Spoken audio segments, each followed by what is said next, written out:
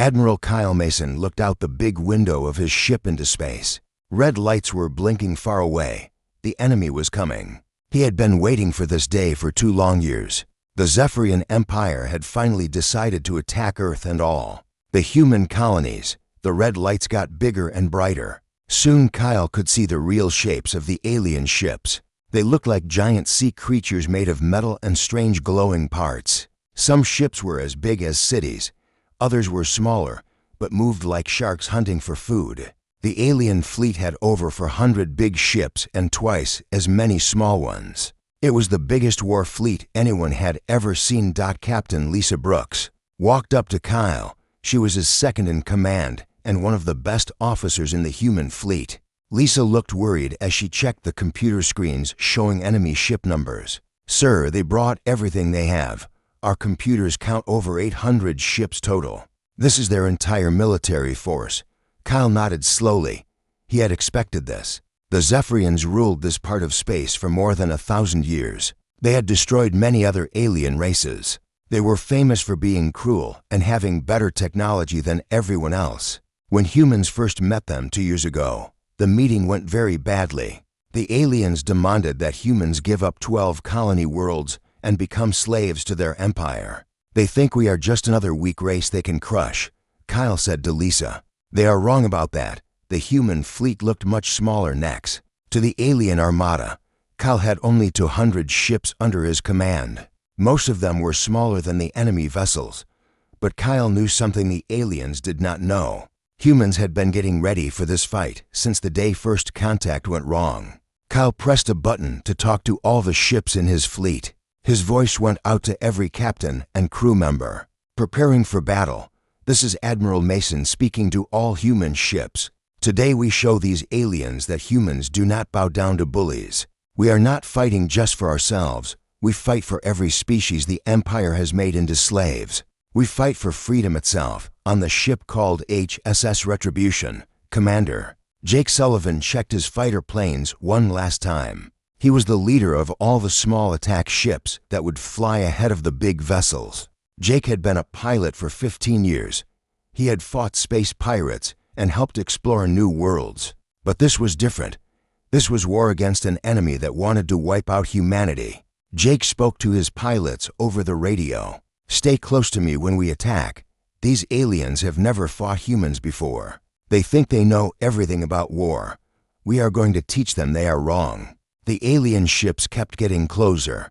Kyle could see them more clearly now through his ship's cameras. The Zephyrian vessels were alive in a strange way. They pulsed with green and blue lights like heartbeats.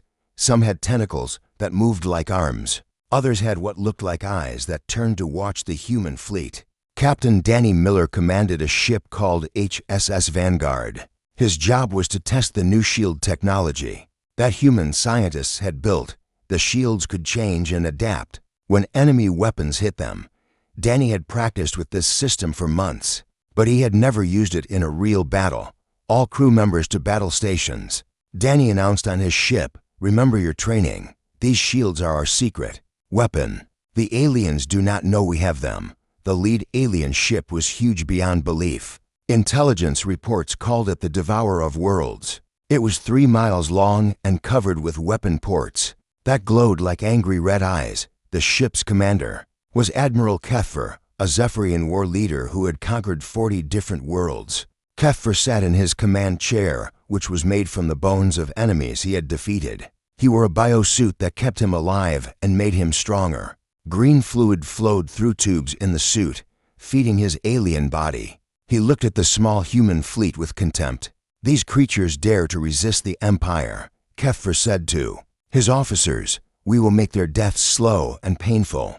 Then we will take their worlds and use their people as food for our ships." The Zephyrians had good reason to feel confident. Their technology was far ahead of most other races. Their ships were not just machines, but living creatures bred for war. The weapons were alive too. They could think and hunt targets on their own. The aliens had never lost a major battle, but Kyle Mason knew things about warfare that the aliens did not understand. Humans had studied every piece of information about the Empire they could find. They had talked to survivors from worlds the aliens had conquered. They had learned about Zephyrian's strengths and weaknesses. Captain Brooks, signal all ships to move into attack formation. Kyle ordered, "It is time to show these invaders what humans can do when we fight together." The human ships spread out across space like a net. They were smaller and faster than the alien vessels. Each ship had a crew that had trained for this moment. Every captain knew their job. Every gunner had practiced shooting at targets that moved like Zephyrian ships. Lieutenant Commander Amy Foster led a group of 6 destroyer ships. Her job was to get close to the big alien ships and attack their weak spots. Amy had studied the plans of enemy vessels for months. She knew exactly where to hit them to cause the most damage. The space between the two fleets grew smaller. Soon, the shooting would start. Both sides were ready for a battle that would decide the future of this part of the galaxy. The aliens expected an easy victory against primitive humans. They were about to learn that humans fight differently than any enemy they had faced before. The war for humanity's survival was about to begin. The first shot came from the Zephyrian flagship. A beam of white-hot energy ripped through space and hit the human ship called HSS Guardian. The beam cut through the ship's armor like a knife. Through paper, the Guardian exploded in a ball of fire and metal pieces. Admiral Kyle Mason watched his ship die on the view screen. 23 good people had just been killed in 1 second. But Kyle did not have time to mourn them. The real battle was just starting. "All ships, return fire," Kyle ordered into his radio. "Show them what human weapons can do." The human fleet opened fire at the same time. Hundreds of missiles flew toward the alien ships like angry hornets. Laser beams and plasma cannons lit up the darkness of space. The battle had begun with fury that shook both fleets. The Zephyrian ships were huge and powerful, but they moved slowly. The human ships were much smaller, but they were fast and could turn quickly. Captain Danny Miller flew his ship HSS Vanguard between 2 giant alien vessels. Enemy fire came at him from all directions. "Activate adaptive shields," Danny told his crew. The new human technology came to life around his ship. The shields looked like soap bubbles made of light, but they were stronger than steel. When alien weapons hit the shields, they changed color and grew thicker. The Zephyrian gunners kept shooting at the Vanguard, but their weapons could not get through. The adaptive shields learned from each attack and became better at stopping the next one. Danny smiled as he watched the enemy waste their ammunition. "Target their weapon ports," Danny ordered his gunners. "Hit them while they are confused." The Vanguard's guns fired back at the alien ships. Human weapons were designed differently than Zephyrian ones. Where the aliens used living weapons that could think, humans used simple but reliable technology. The human guns fired solid metal bullets at incredible speed. These bullets punched holes in the alien ship hulls. Commander Jake Sullivan led his fighter squadron toward the biggest enemy ship. The Devourer of Worlds was so large that Jake's tiny fighter looked like a bug flying toward a mountain. But Jake was not afraid. He had a job to do. "Stay tight on my wing, pilots," Jake said to his squadron. "We are going for their main guns. If we can knock those out, our big ships will have a better chance." The alien ship shot at Jake's fighters with weapons that looked like living snakes made of energy. The energy snakes twisted and turned as they chased the human pilots through space. 2 fighters were caught and destroyed instantly. But Jake kept flying toward his target. Captain Lisa Brooks watched the battle from the bridge of Kyle's ship. She was tracking the movement of both fleets on her computer screens. The numbers did not look good. The humans were fighting well, but they were still outnumbered 4-1. "Admiral, we are losing ships faster than we can replace them," Lisa told Kyle. "We need to change our tactics." Kyle studied the battle display. He could see that the alien ships moved together like a school of fish. When one ship turned, all the others followed. This was because the Zephyrians shared a group mind. They could talk to each other without using radios. "I have an idea," Kyle said. "Order all ships to target the communication nodes on enemy vessels. If we can break their connection, they will not be able to work together." Lieutenant Commander Amy Foster heard the new orders over her radio. She was leading 6 destroyer ships in an attack on the alien left flank. Amy had studied Zephyrian ship designs for months. She knew exactly where the communication nodes were located. "Follow me in," Amy told her captains. "Aim for the glowing spots near their main hulls. Those are their brain centers." Amy's ships dove toward a group of alien cruisers. The enemy ships fired everything they had at the approaching humans. Green plasma beams and living missiles filled the space around Amy's fleet. One destroyer was hit and started spinning out of control. Another lost its front section to a direct hit, but Amy and her remaining ships reached their targets. They fired their guns at the glowing communication nodes on the alien ships. When the nodes were destroyed, something amazing happened. The alien ships stopped moving together. They began to drift apart and fire in different directions. Admiral HFY felt the change immediately. The shared thoughts of his fleet commanders became confused and broken. Ships that had been working as one mind were now acting alone. Some captains panicked and flew away from the battle. Others attacked wildly without any plan. "What is happening to our network?" HFY demanded from his officers.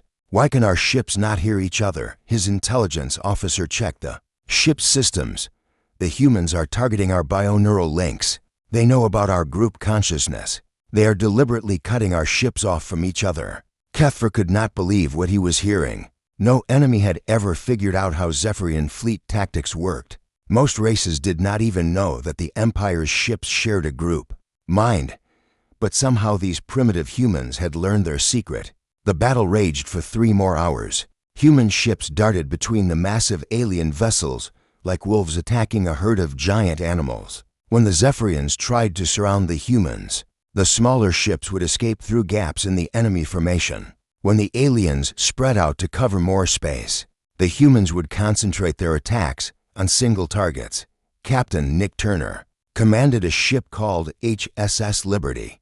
His vessel had been hit several times and was badly damaged. Half of his crew was injured and his engines were failing, but Nick refused to retreat. "Sir, we should fall back and repair our systems," his first officer suggested. "No," Nick replied. "We came here to fight, and we are going to keep fighting until this battle is won or we are all dead." Nick flew his damaged ship directly at a large alien cruiser. The enemy vessel was 3 times bigger than the Liberty, but Nick had noticed something important. The alien ship's shields were weak at the back end where the engines were located. "All power to forward guns," Nick ordered. "We are going to ram our way through their shields and hit them where it hurts." The Liberty charged toward the alien ship like a bull attacking a matador. Enemy fire hit the human ship from all sides, but Nick kept flying straight ahead. At the last moment, he fired everything his ship had at the alien vessel's engine section. The concentrated firepower broke through the alien shields and tore into their power systems. The enemy ship lost control and crashed into another Zephyrian vessel. Both ships exploded in a brilliant flash of light as the hours passed. More and more alien ships were destroyed or disabled. The mighty Zephyrian Empire was learning that humans fought differently than any enemy they had faced before. Where other races would form neat battle lines, humans attacked from all directions at once. Where other species used predictable tactics, humans constantly changed their plans to confuse the enemy, but the battle was far from over, and both sides had paid a terrible price in blood and ships. Captain Nick Turner's ship HSS Liberty was dying around him. Sparks flew from broken control panels. The air smelled like burning metal and fear. Half his crew was wounded or dead. His engines were failing, and enemy fire had torn holes in his ship's hull. But Nick had one weapon left that the aliens did not know about. Deep in his ship's belly was a new human invention called a particle disruptor beam. The scientists back on Earth had built it specifically to fight bioorganic ships, like the ones the Zephyrians used. "Sir, we should abandon ship," his weapons officer said. Blood ran down the young man's face from a head wound. "Our life support is failing. We have maybe 10 minutes of air left." Nick looked at the main view screen. The giant alien flagship Devourer of Worlds was right in front of them. Its massive hull pulsed with green light like a living heart.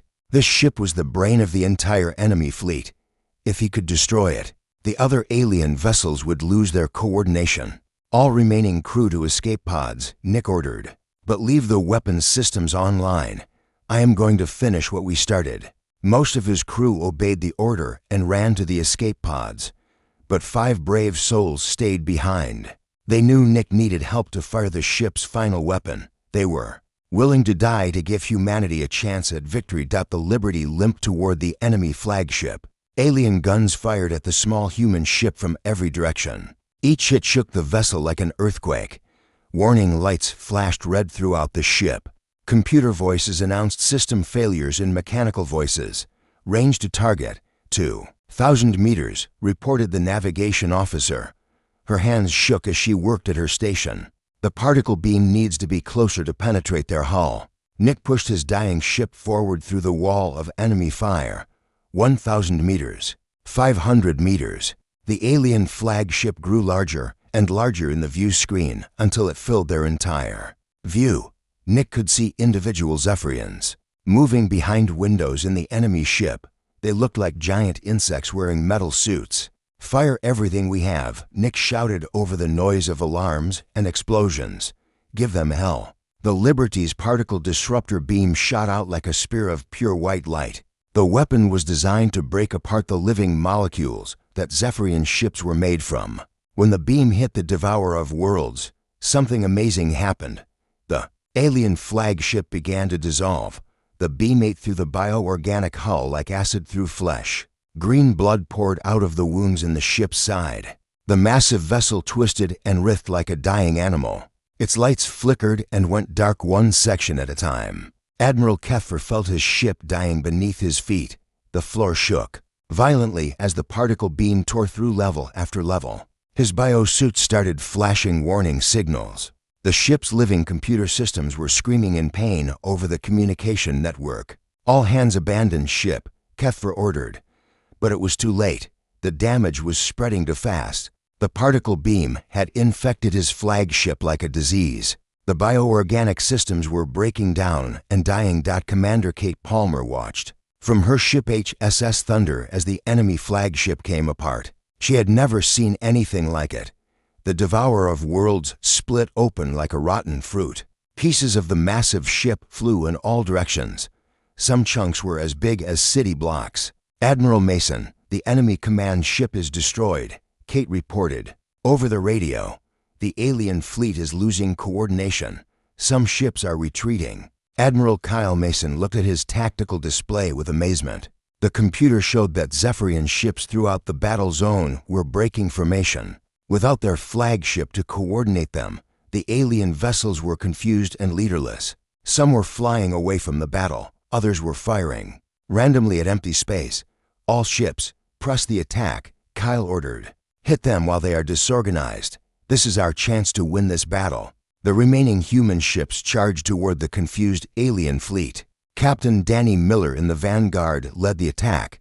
His adaptive shields had held throughout the long battle, and his weapons were still working perfectly. He picked the largest alien cruiser he could find and opened fire with everything his ship had. The Zephyrian cruiser tried to fight back, but its crew was panicking. Without orders from the flagship, they did not know what to do. The ship's bioorganic weapons fired wildly in all directions.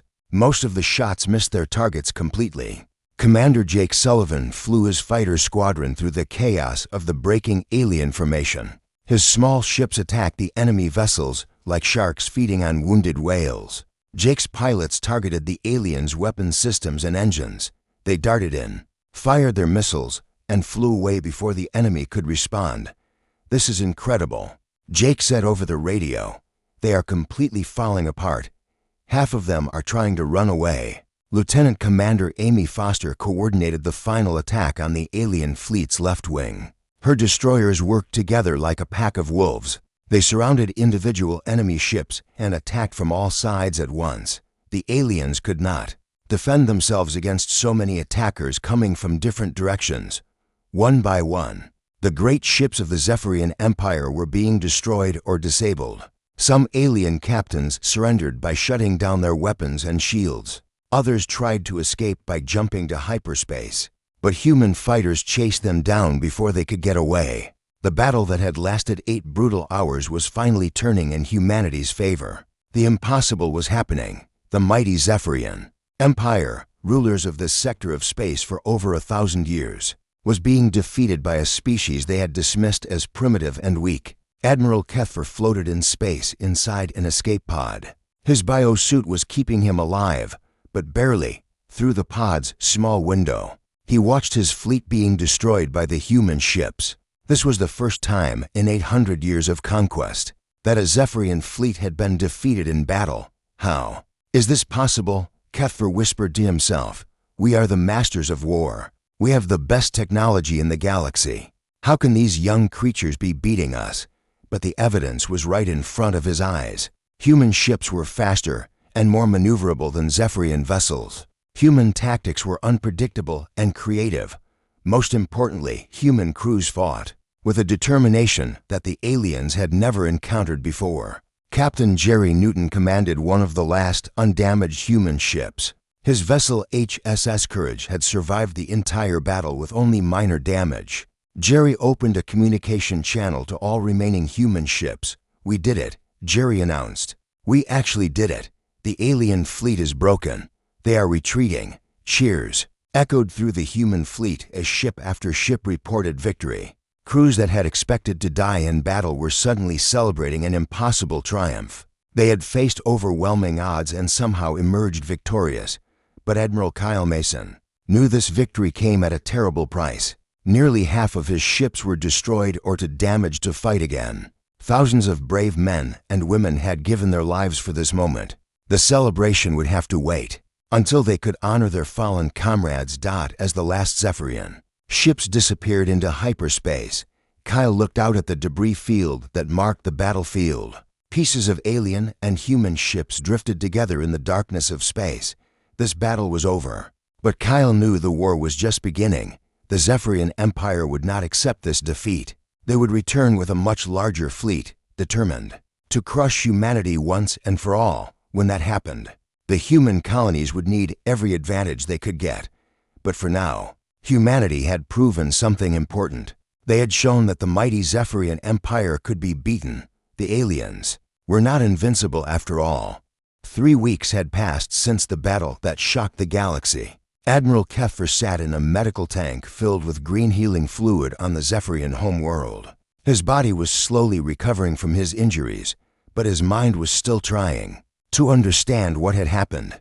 The defeat had sent waves of panic through the entire Zephyrian Empire. For over 1,000 years, their fleets had been unbeatable. Every race they encountered either surrendered immediately or was crushed within days. But these humans had done the impossible. They had destroyed the Empire's finest war fleet with ships that looked like toys compared to Zephyrian vessels. Emperor Exthus paced back and forth in his throne room like a caged animal. The Emperor was 12 feet tall and covered in natural armor plates. His 6 eyes glowed red with anger. Around him, his advisors cowered in fear. No one wanted to be the one to give him more bad news. How did this happen? The Emperor roared. His voice was so loud that the walls of the throne room shook. How did a primitive species defeat our greatest fleet? Intelligence Officer Vexandra stepped forward carefully. She carried a data pad with the latest reports from their spy networks. Her hands trembled as she prepared to speak. Everyone knew that emperors had killed messengers for bringing bad news before. My lord, we have been studying the human ships and weapons from the battle, Vexandra said quietly. Their technology is more advanced than we first thought. They have adaptive shields, particle weapons, and tactical systems we have never seen before. The Emperor's rage grew even stronger. I do not care about their technology. I want to know how they learned to fight us so well. Our tactics have been successful for centuries. How did they know exactly where to hit our ships? Vexandra looked at her data pad and swallowed nervously. Sir, we intercepted some human communications after the battle. The messages reveal something disturbing about the force we fought. What kind of disturbing? The Emperor demanded. Speak clearly, or I will have you fed to the bioships. Vexandra activated a recording device. The voice of a human radio operator filled the throne room. The message was short, but it changed everything the Zephyrians thought they knew about their enemy. Colonial Defense Fleet requesting permission to return to Sol System, the recorded voice said. Mission parameters have changed. The Empire has been engaged by our Advanced Reconnaissance Force. Repeat, Reconnaissance Force has successfully tested Empire capabilities. Main battle fleet should prepare for full deployment. The throne room fell silent. Every Zephyrian in the room stared at the recording device as if it were a poisonous snake. The words echoed in their minds. Reconnaissance Force, not main fleet. Not even a real military force. Just scouts. Admiral Keffer felt the healing fluid around him turn cold. His respiratory system seized up as the full meaning hit him. Reconnaissance Force? That was not their main fleet. Vexandra checked her data pad again. Her voice shook as she confirmed their worst fears. No, my lord. Our analysis of intercepted communication shows that the human force we fought was designated as a colonial defense fleet. Their purpose was only to protect outer settlements and gather intelligence on enemy capabilities. The Emperor's roar of rage could be heard throughout the entire palace. Servants and guards fled in terror as furniture began exploding from the sound waves. The most powerful ruler in the galaxy had just learned that his mighty war fleet had been defeated by what humans considered a minor defensive force. Where is their real military? The Emperor demanded when he finally stopped screaming. How big is their actual fleet? Vexandra scrolled through more intercepted messages on her data pad. Each new piece of information made the situation worse, sir. References to something called the main battle fleet appear in many communications. It seems to be based around their home system called Sol.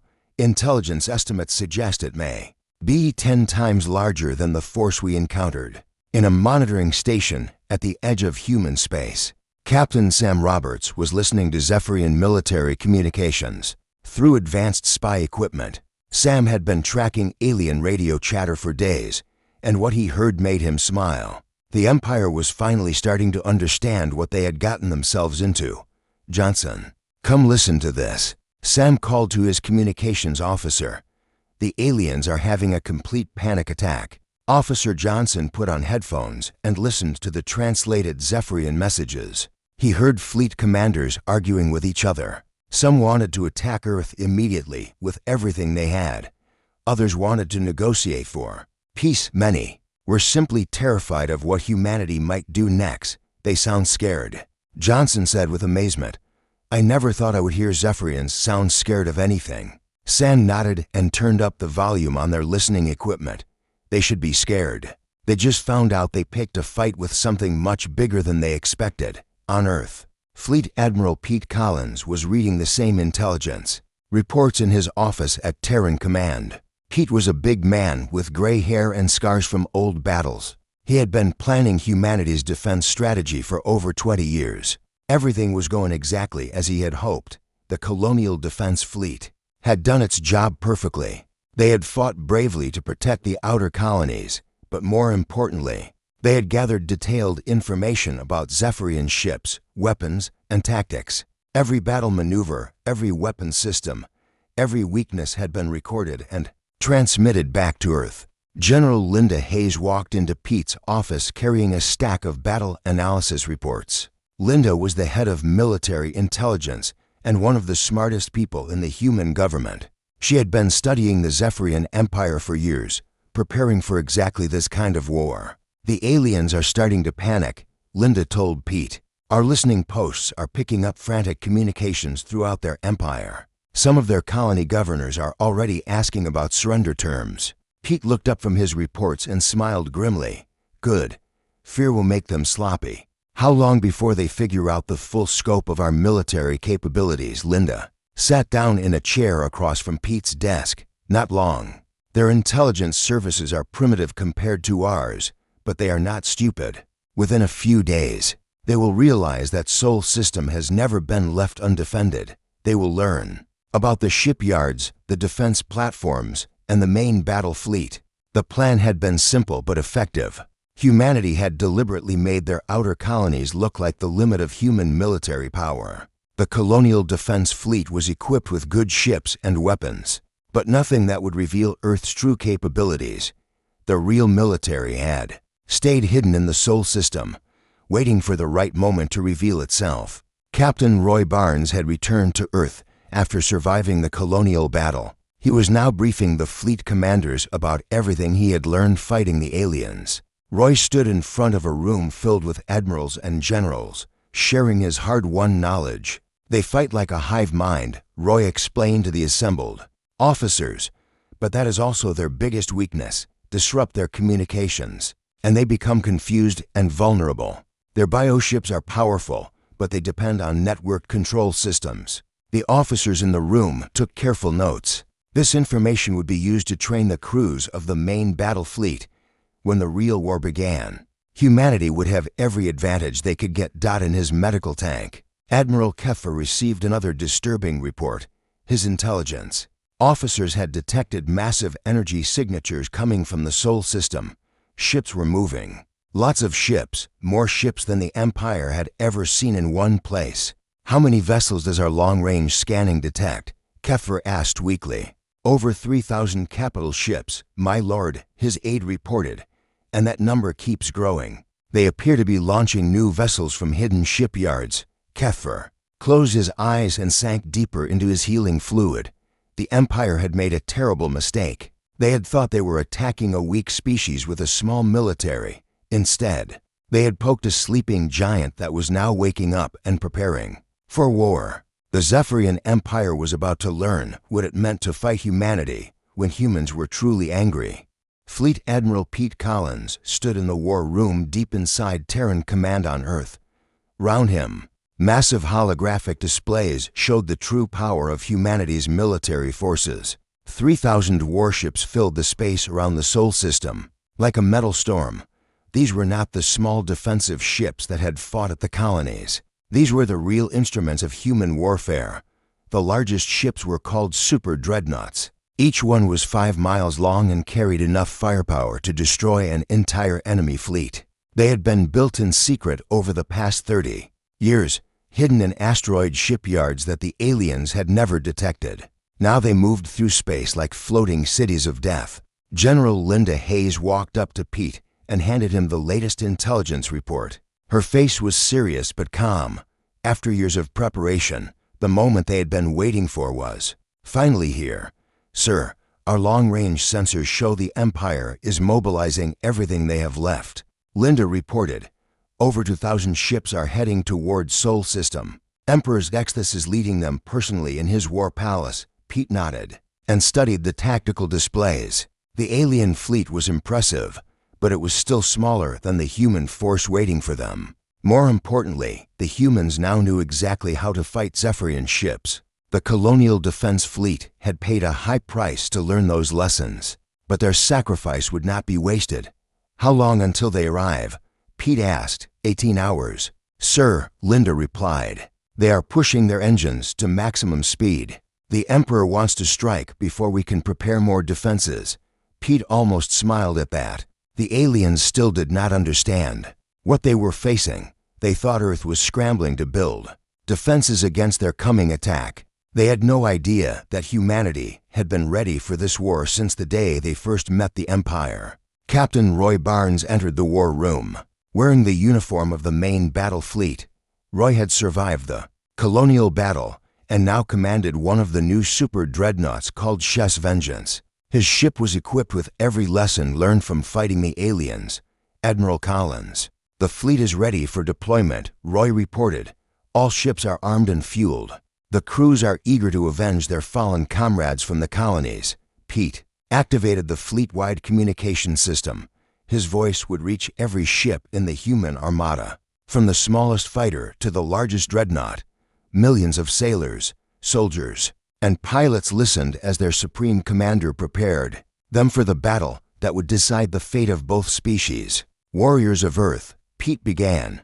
Today the Zephyrian Empire comes to our home system expecting to find a weak and frightened enemy. They believe they defeated our main military force at the colonies. They are about to learn how wrong they are. Throughout the fleet, crews cheered and prepared their weapons. These men and women had trained their entire lives for this moment.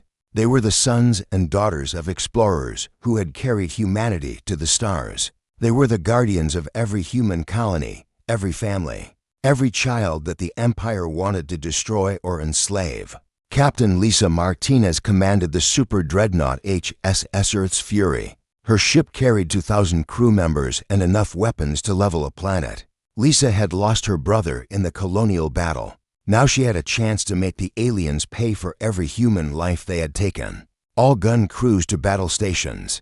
Lisa announced over her ship's communication system, "Today we show these invaders what happens when you threaten Earth." The alien fleet emerged from hyperspace at the edge of the Sol system like a swarm of angry insects. Emperor Xthus stood on the bridge of his war palace, a massive bio-ship that was part vessel and part living fortress. The Emperor wore his ceremonial battle armor and carried weapons that had been used to conquer dozens of worlds. There is their home world. The Emperor declared to his fleet commanders, "We will burn it to ashes and use its people to feed our ships. No species that defies the Empire will be allowed to exist." But as the alien fleet moved deeper into the Sol system, something became visible that made every Zephyrian commander feel a chill of fear. The space around Earth was filled with human ships, not hundreds of vessels like they had fought before, but thousands. The human fleet stretched across millions of miles of space like a wall of metal and weapons. Admiral Keffer, still weak from his injuries but determined to redeem his honor, stared at the tactical display in disbelief. "This is impossible. How do they have so many ships?"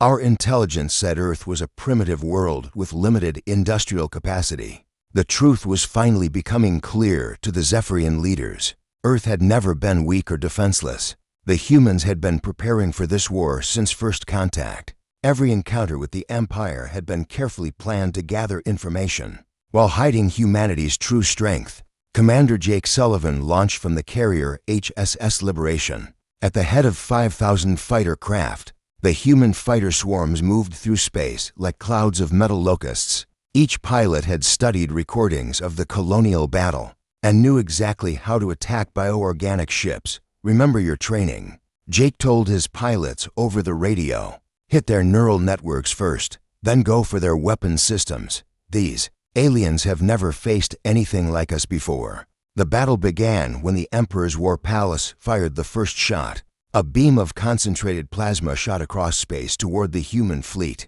But instead of hitting a defenseless target, the beam struck the shields of the super dreadnought HSS Terra Nova. The shields absorbed the impact and glowed brighter, converting the alien weapon's energy into power for the human ship's own guns. Captain Danny Wright commanded the Terra Nova. He had personally helped design the new shield systems based on data from the colonial battle.